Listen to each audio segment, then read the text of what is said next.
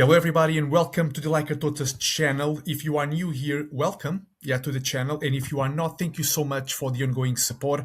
Some of you have been kind enough to send me personalized messages saying how great things have been working out for you ever since you started following the channel, which is incredible given that we so far only have about 270 subscribers, but the number has jumped significantly over the last few weeks, which means that whatever it is we are doing, it must be creating some form of value. So if that is the case, let me know in the comments what is the best thing that you've managed to that what's the best that you've derived from that you still derive from these videos, because that would be awesome. And as usual, if you like what we do, smash the like button and share it with other people that you may find will benefit from investing, right, from what you do. So guys, I'm sharing my eToro account right now, but for transparency, I only use eToro for educational purposes. So I always say that for people who are just a new joiners. So don't fall into the trap of thinking that this is my actual broker. It's not. I use interactive brokers to execute all of my transactions, but eToro is very user friendly, and so people, especially clients of mine that are just getting started, will find something a broker account like will find a broker platform like a broker like interactive brokers quite overwhelming, right? And so I always try to use eToro because it makes it easier for people who are just getting started. Okay, but today, I want to share a Christmas present with you, as a way of saying thank you for all the support, for smashing the like button, for leaving your comments, and I want to do a video that covers the my watch list into 2026. Okay, so there are many companies that can fall into my watch list. So many companies that go into my watch list. It doesn't mean that I would invest in all of them at the same time. Of course, that's not the purpose of it. Go back to my previous videos if you are new, and you will learn that we are all about building high stakes in companies we have a strong conviction in, and we run a concentrated portfolio of only a handful of names that meet certain criteria for quality. And based on that criteria, then I've managed to shortlist. So I've managed to create a list of about 20 companies that I think certainly meet the criteria for quality. But the only reason that they are still sitting on the watch list and I haven't pulled the trigger on any of them is because I still don't think I have a margin of safety. So let's talk about that without further ado, and let's see what we have in there. So here is the PDF that I just shared with our community members on School in the WhatsApp group. And you can see this is the watch list going into 2026. High quality businesses waiting for the right price. Guys, the quality, what I call quality, is not necessarily the same across all investing strategies. Okay, so but what I basically, there are a few metrics that I like to pay close attention to, and they include, for example, ROIs, right, return on invested capital, margins as well. Past growth rates across earnings per share, revenues, book value, and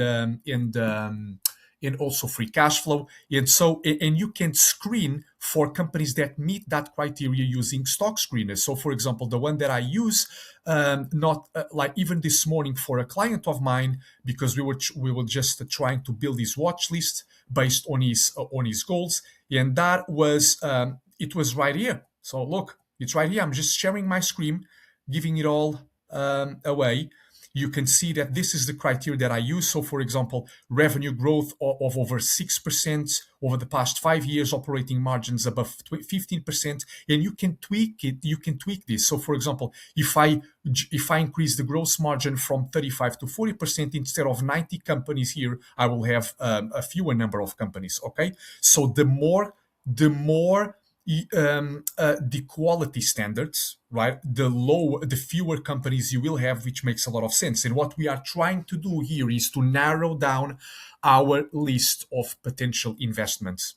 Very, very important. And you can see that once I press, after I press the run button, right? So the save button, it just gave me these 90 companies, many of which you already know. So, for example, Nvidia, Apple, Alphabet, Microsoft, and you can start and you can start try so you can start exactly like that. It will make everything a lot easier for you guys because there are so many companies in the world, over 60,000 stocks. But you want to make sure that you are excluding the rubbish companies and only focusing on companies that have proven track records, once again, and companies that you believe have a moat. Now, there are many of these companies that, even though they may be absolutely exceptional, I wouldn't invest in them, not only because they are expensive, but also because they don't meet my meaning criteria. In other words, is this a business that I would like to own outright? And if the answer is no, then it's an easy pass. Likewise, is this a business that I can understand? Do I know how they make money? If it's too complex for me, I'll give it a pass. Okay? So, with that in mind, this is the list.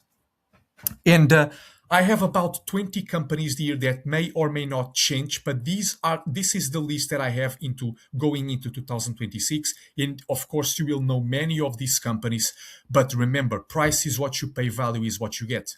So many of these companies are actually trading at or near all-time highs, which is why I will never ever be interested in putting not even 1 cent into them. Okay, I need my margin of safety. I don't care how great the business is. But let's start with Interactive Brokers. Some of my clients own this company. So what is the most? I mean, I use Interactive Brokers to execute all of my transactions. I know how great they are. Okay, and what's even more incredible is that after using many different brokers throughout my investing journey, I can see firsthand how competitive they are in terms of how much they charge for per transaction. They are the lowest cost brokerage infrastructure globally, driven by automation and scale.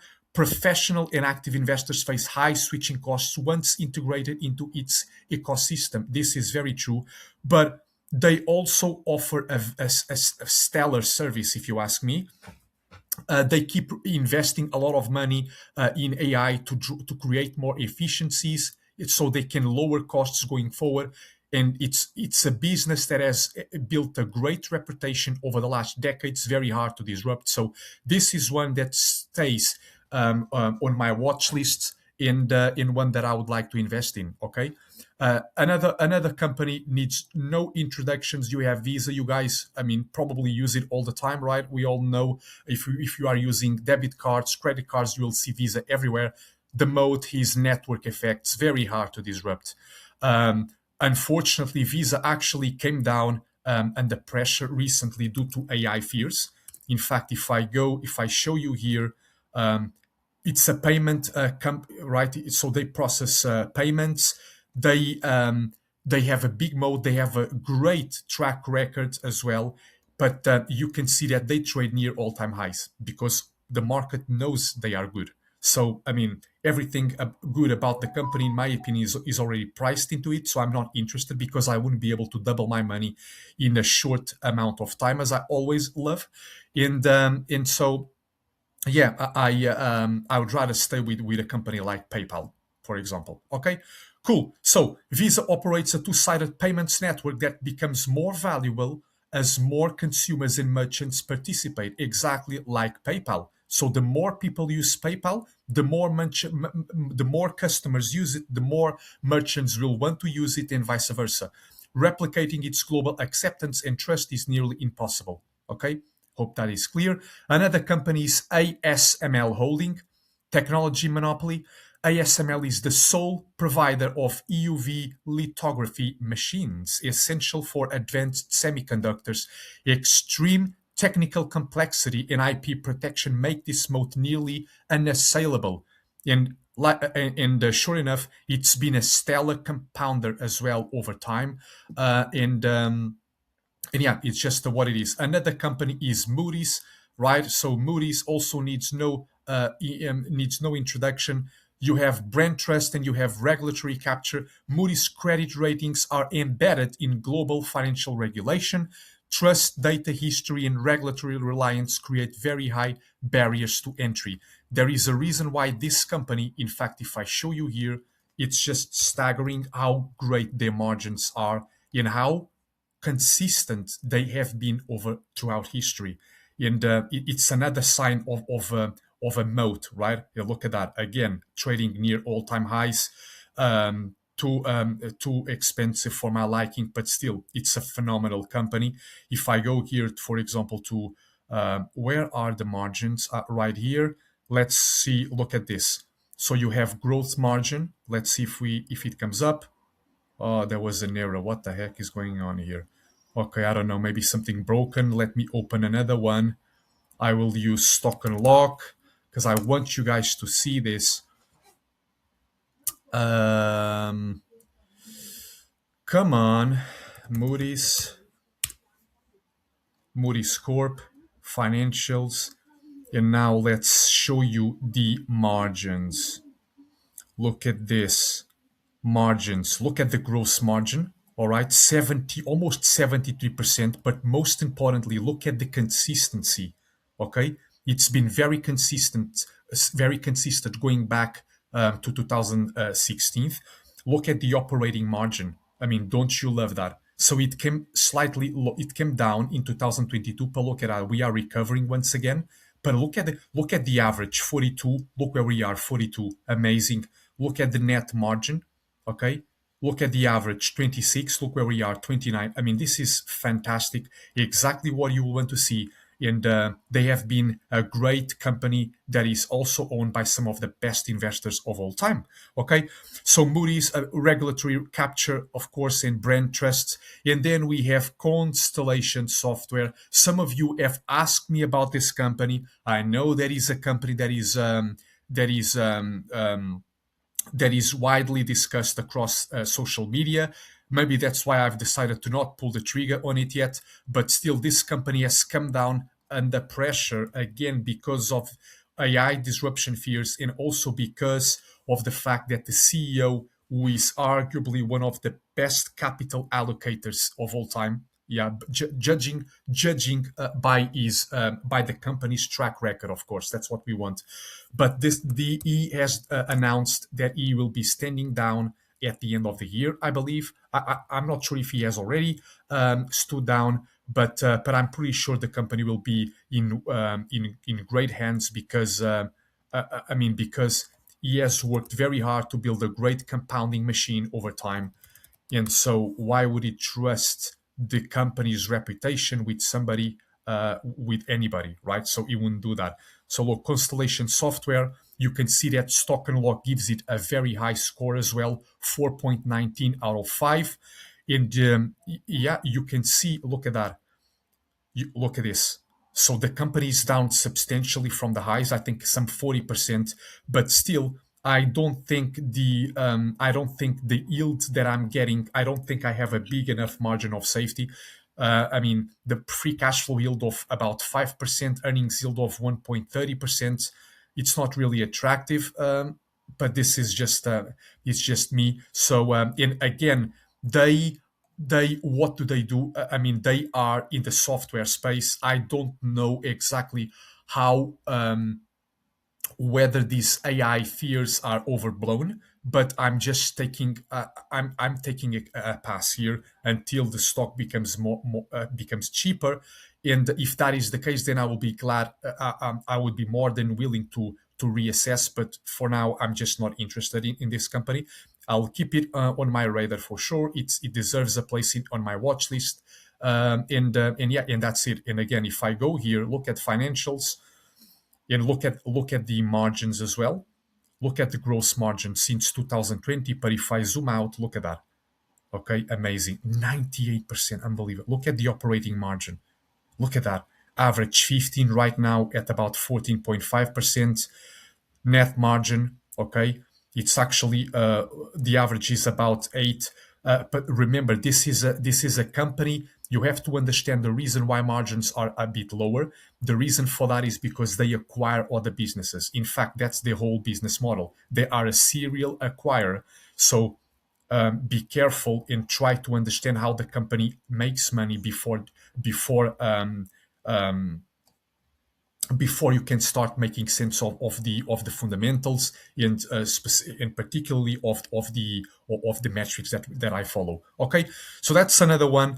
And then we have, of course, Salesforce mode switching costs plus ecosystem. Salesforce sits at the center of enterprise workflows, deep integrations, customizations, and a massive partner ecosystem make customer churn structurally low. So it's another company that is owned by many investors. Again, they are I think they were one of the pioneers of software as a system business model, and they have built a very good reputation over time as well. So is this a company that I would like to invest in?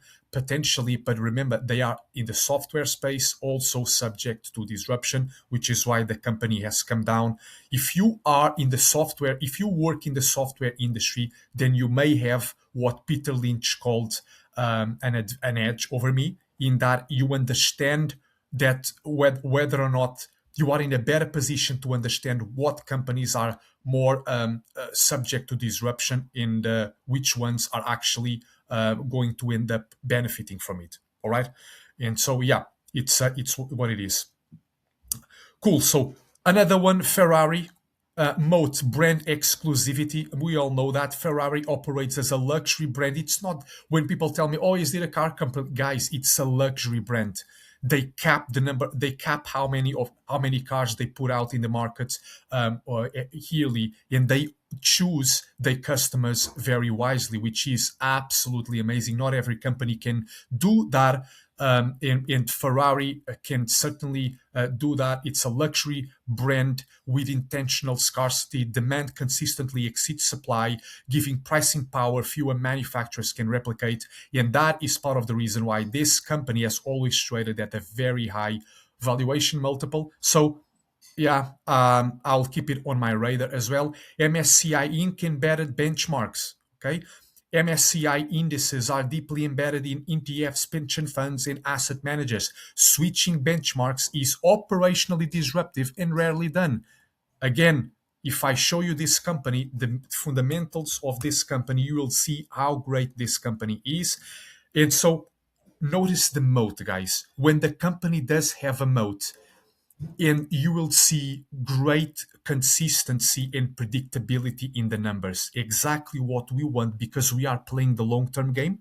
So the stronger the moat, the harder it is to get breached, and the more we will be able to squeeze out of the company during the time we are working together, because we are giving the management team our money. We expect them to do well with it.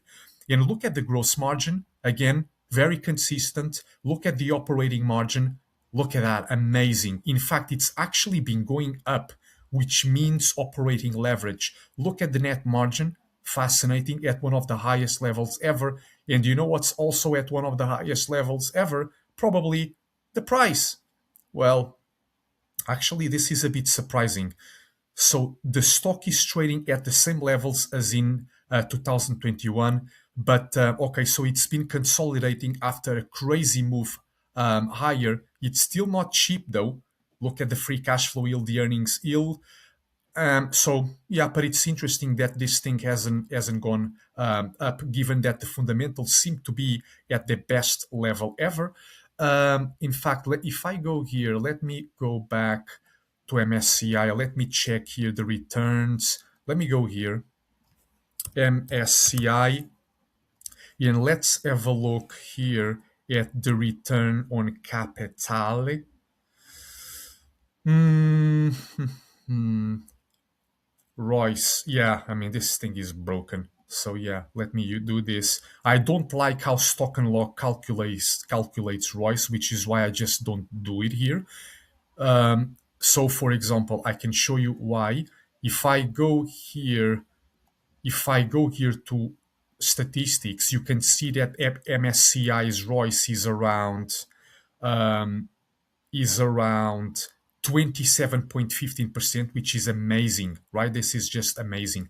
But if I go here to this to stock and lock, if I go to metrics, you can see that the return on capital sits at 40.49, which is, I mean, it's about almost double what we saw on stock and lock. And I just don't like the way they calculate it, but that's why I don't pay attention to it. But regardless, you can see looking at other management efficiency ratios, look at that, the return on capital employed going up, the return on assets going up, the return on equity.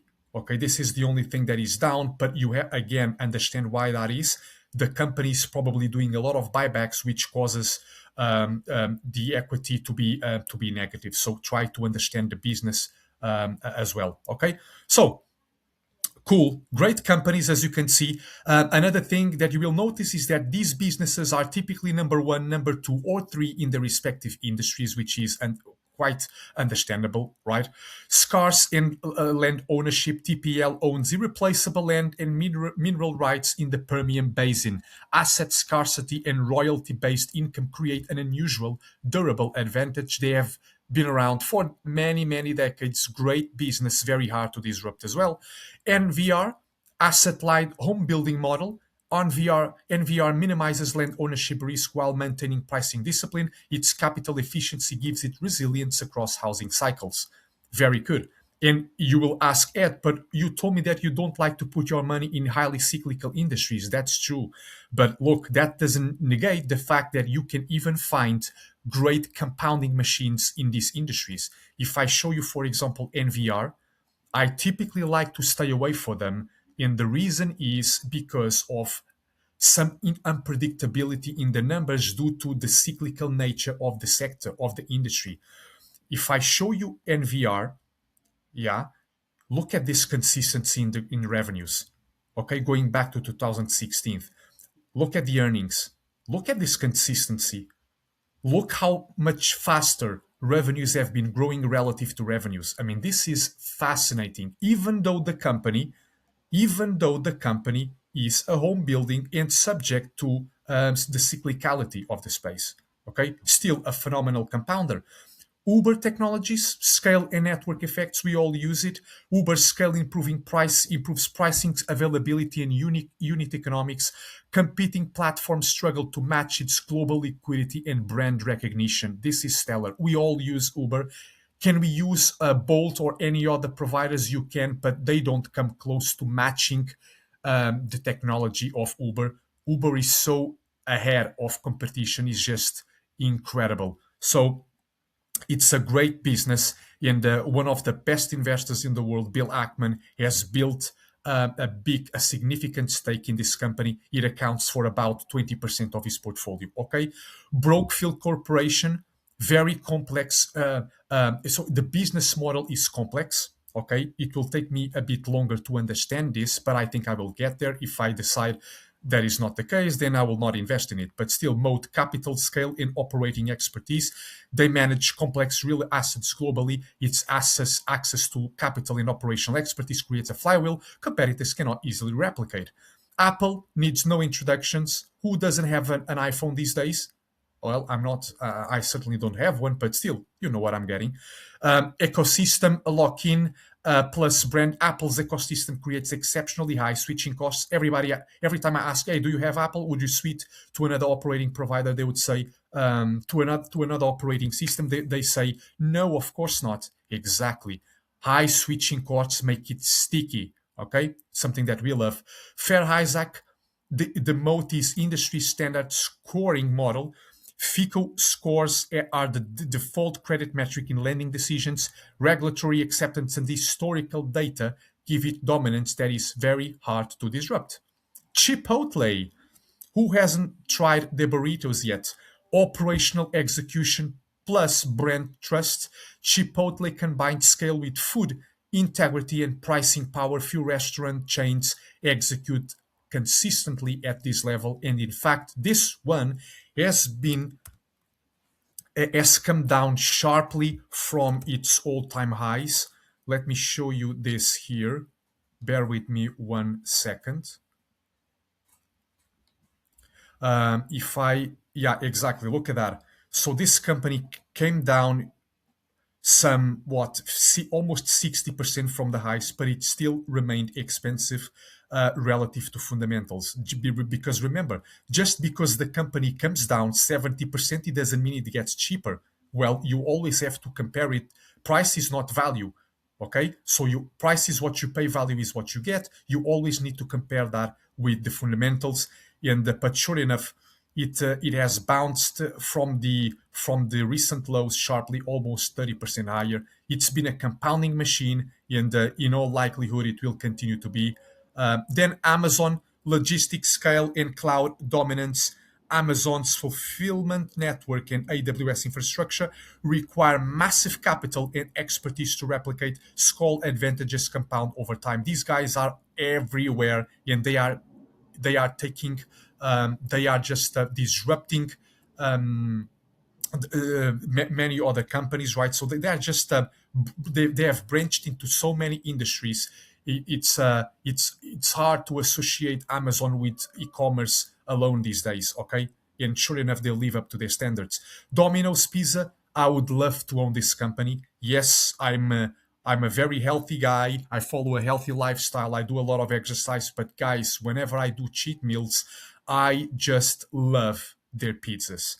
And more so, I just love the business model, and I was so happy when Warren Buffett bought into this company because it's really a testament to how great this company has been.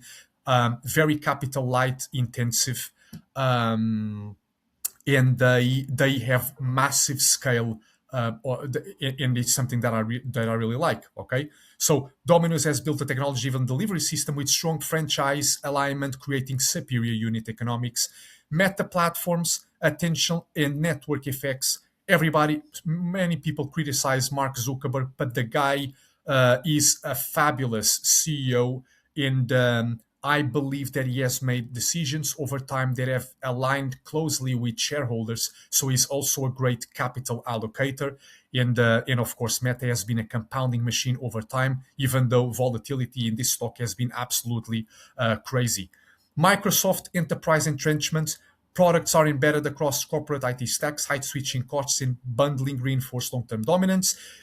Okay. Then we have probably a company that you guys haven't heard of, Dino Polska. This is a Polish retailer. The moat is hovers around local density plus execution. The Dino's rural-focused expansion strategy creates logistical advantages in local monopolies, enabling consistent growth. What I also like about this company is that they reinvest everything, and I do mean everything, into growth. So they don't do any maintenance practically. You can see that almost all of the capex is basically investment capex, which is growth capex, which is fantastic, and they still have a long runway for growth ahead. Starbucks, I love their coffees, but more than that, I love visiting their stores and stay there. And I work from their stores many times, so I know the brand. I've been a fan of the brand for a long time. Ensure this one has been a compounding machine, especially with dividends reinvested. Starbucks global brand, loyalty ecosystem, and premium locations support pricing power despite short-term challenges. And now to make it juicier, they even have a rock star as a CEO who joined the company from Chipotle Mexican Grill, I think less than 2 years ago, and he's trying to turn the company around. If there is selling pressure in 2026, this is something that I would love to own as well. Netflix, scaling content and distribution. Netflix global subscriber base allows unmatched content investment and data-driven programming decisions. So keep an eye on Netflix. It has been a very volatile stock as well, with some significant drawdowns throughout its history, but still a great compounding machine. Last but not least, Alphabet, default search plus data advantage. Um, Google search dominance is reinforced by scale data and advertiser reliance. YouTube adds a second powerful attention platform, but I mean, these guys have been probably the greatest, certainly one of the greatest compounders of all time, but also one of the greatest acquirers of all time. They have acquired many companies, and the returns on those investments have been stellar over time. So they are great capital allocators. So the key takeaway, guys, just wrapping things up, these are all exceptional businesses. So they are not speculative stories. They all have great track records, great reputations built over history. And the only question here is price, not quality. Patience, again, is part of the strategy. Okay? So, with that in mind, and I do hope that you managed to find this video insightful. And once again, if that was the case, don't forget to smash the like button. And if I don't talk to you guys again, I think I will. I think I will record a last video before Christmas tomorrow. But if I don't, I wish you all Merry Christmas and a very restful holiday season. And try to make the most of it, because there is nothing more important than family at the end of the day. And I do hope that you continue with me into next year. And again, if there is anything you'd like me to discuss over upcoming videos, just let me know in the comments, and stay tuned for more, guys. Have a great Christmas.